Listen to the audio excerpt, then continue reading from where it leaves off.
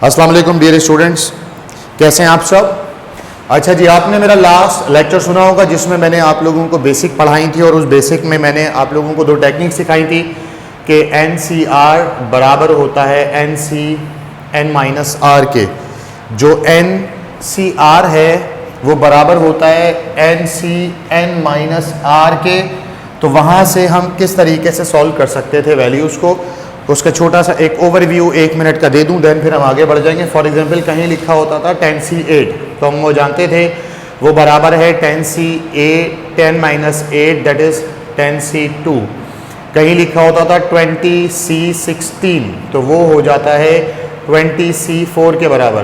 कहीं लिखा हुआ है 50C45, तो वो हमारा हो जाएगा 50C5।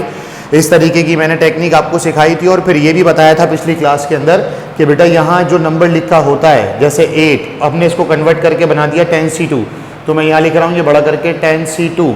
तो 10 में से जब 2 माइनस हो जाएगा तो कितना बचेगा बेटा 8, ठीक है। अच्छा, दूसरी चीज़ ये कि जो भी नंबर यहाँ लिखा होता है उतनी प्लेसेस तक हम ऊपर वाले नंबर को ओपन करते थे और जो नंबर नीचे होता था उसका फैक्टोरियल निकालते थे। इसका फैक्टोरियल था 2, आंसर आया था हमारे पास 45।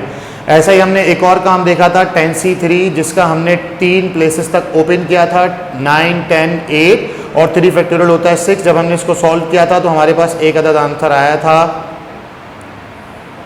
120, ठीक है ना। अब आप ये देख रहे हैं कि मैंने कितनी जल्दी सॉल्व कर लिया। उस लेक्चर में इसलिए थोड़ा सा ड्यूरेशन ज़्यादा लगा मुझे सॉल्व करने में, क्योंकि मैं आप लोगों को पहली मर्तबा सिखा रहा था। अब मैं जल्दी से मैं आपको बताता जा रहा हूं तो आंसर भी रैपिडली आता जा रहा है।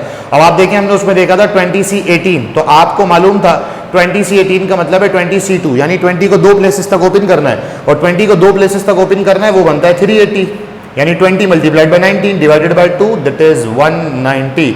तो आप देख रहे हैं विद इन 4 to 5 सेकेंड मेरे पास आंसर आ गया। ये सारा काम आप लोगों को मैंने क्यों सिखाया, अलग से बेसिक की एक क्लास क्यों रखी है, एक लेक्चर आप लोगों तक क्यों दिया, क्योंकि जो सवाल बेटा आप आज और अगले लेक्चर में सॉल्व करेंगे उसमें ऐसा काम एक ही सवाल के अंदर 2-2, 3-3, 4-4 मरतबा करना पड़ेगा। तो अगर आप इसको ट्रेडिशनल फॉर्मूले के थ्रू सॉल्व करते रहेंगे तो आपका बहुत ज़्यादा टाइम कंज्यूम हो जाता है। और मैं ये कोशिश कर रहा हूं कि आपका कितना ही बड़ा सवाल क्यों ना हो, 30 to 40 सेकेंड, मैक्सिमम 50 सेकेंड के अंदर आप सॉल्व करने काबिल हो जाएं। सवाल को अगर हम गौर से देखें तो सवाल में लिखा हुआ है from a group of 9 boys, कितने boys 9 boys and 6 girls, from a group of 9 boys and 6 girls. देखें भाई 9 बॉयज हैं हमारे पास और 6 क्या हैं, गर्ल्स हैं। एक ग्रुप है हमारे पास, कोई कंपनी है, कुछ लोग हैं, कोई स्कूल है, कोई कॉलेज है, कोई यूनिवर्सिटी है। अगर हमें कितने लोगों का ग्रुप बनाना है, if a committee of 3 persons की अगर कमेटी बनानी है, कितने में से 9 बॉयज और 6 गर्ल्स में से अगर हमें 3 लोगों की कमेटी बनानी है तो आप 9 और 6 कितना हो जाएंगे 15, यानी 15 में से 3 लोग सिलेक्ट करने हैं। लेकिन इसका आंसर 15C3 नहीं है। अगर 15C3 होता तो आप इसको 3 प्लेसेस तक ओपन करते, 15 × 14 × 13 डिवाइडेड बाय 3 फैक्टोरियल इज 6। आप यहां से सॉल्व कर सकते थे, लेकिन ये 15C3 नहीं है बेटा।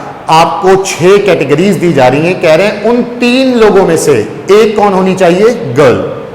अब जल्दी से हम देखते हैं भाई, गर्ल का कलर में सिलेक्ट कर रहा हूं रेड और बॉयज का कलर सिलेक्ट कर रहा हूं मैं ब्लू। गर्ल्स में पढ़ाऊंगा रेड से और बॉयज के लिए मैं पढ़ाऊंगा किससे, ब्लू से। अब जरा देखें भाई जल्दी से, क्या कह रहे हैं कि 1 गर्ल, टोटल गर्ल्स कितनी है 6, तो मैंने लिखा भाई 6 में से 1 लड़की। हमें कितने लोग बनाने टोटल 3 लोग चाहिए। टोटल कितने लोग चाहिए, 3 लोग चाहिए। तो वो 3 कौन होंगे, मतलब 3 में से 1 तो यहां आ गए, बाकी 2 कौन होंगे, ऑटोमेटिकली बॉयज। इसका मतलब है मल्टीप्लाइड बाय 9C2। अब आपको समझ में आ रहा होगा कि मैंने आपको शॉर्ट ट्रिक क्यों सिखाई। 6C1 का तो मतलब होता है बेटा 6, 9C2 का मतलब 9 को 2 प्लेसेस तक खोलना है। 9 को 2 प्लेसेस तक खोलेंगे तो 9 × 8 ये कितना होता है 56। और ये क्या लिखा हुआ है, 2 का फैक्टोरियल होता है 2, 56 को 2 से डिवाइड करेंगे तो क्या बनेगा 28। ये आप डायरेक्ट यहां पर लिखेंगे, 6 को जब 28 से मल्टीप्लाई करेंगे तो एक अदद आंसर आ जाएगा।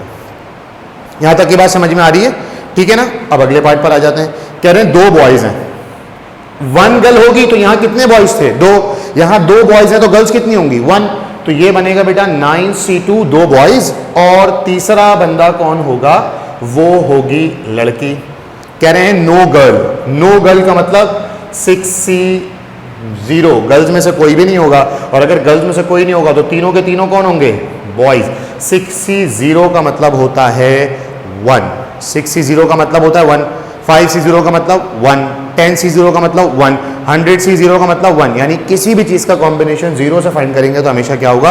1। अब यहां पर कह रहे हैं नो बॉय, मतलब बॉयज में से कोई नहीं है, तो सब की सब कौन होंगी? गर्ल्स। तो ये हो जाएगा बेटा 6C3। पांचवें पार्ट में क्या कह रहे हैं? At least 2 girls, at least 2 girls. जब एटलीस्ट होता है तो एक से ज्यादा कैटेगरीज होती हैं। 2 गर्ल्स का मतलब 6C2, और 2 से ज्यादा कितनी हो सकती हैं? 6C3। या तो 2 गर्ल्स होंगी या तो 3 गर्ल्स होंगी। अगर 2 गर्ल्स हैं तो तीसरा बंदा कौन होगा? बॉयज में से होगा, और अगर तीनों की तीनों गर्ल्स हैं तो बॉयज में से कोई भी नहीं होगा।